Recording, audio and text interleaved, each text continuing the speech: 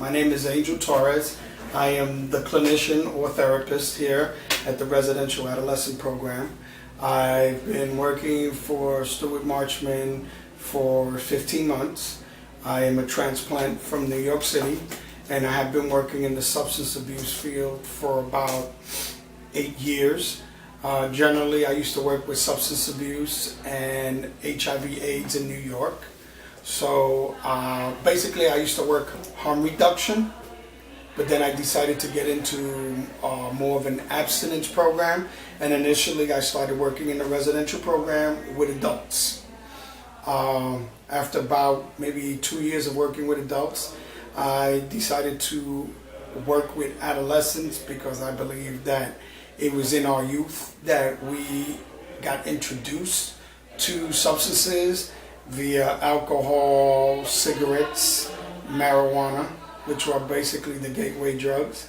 And I decided that if I worked with adolescents and I can impart to them some of my experiences, some of my knowledge, I was hoping that if I could at least save one person or get one person to turn their life around, then it would be worth it.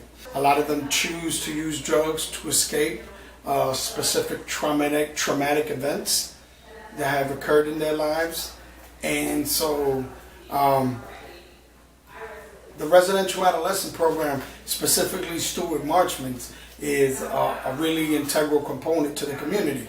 One of the things that I love about this program is that there's no gates, there's no fences, there's no razor wire, there's no bars.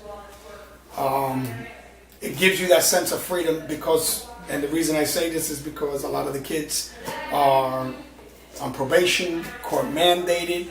A lot of them could have been sent to commitment programs or DJJ programs. I specifically like the fact that we're not involved with the judiciary system to that deep degree. Yes, we are involved with them. They're a necessary component to our program, but I think that overall, if we're not just hanging a threat over their heads like a Damocles sword, and we're showing them some love and compassion and that somebody in their life actually cares, I think that overall we can begin to make changes. Now, we are a minimum of 120 days, so we can't work miracles, but if we can plant the seed, sometimes we do get the chance to see that seed come to fruition and grow. And sometimes, you know what, we don't get to see it grow here, but then later on we'll get a phone call and Mr. Torres, I'm doing this, I'm going to school, I got a job, I haven't been in trouble, I'm off probation, well guess what, I'm not using at all. And so it goes to show you that my work wasn't for nothing. I work with a great team. We're more like a family than colleagues. And another thing is, we do a lot of crying here.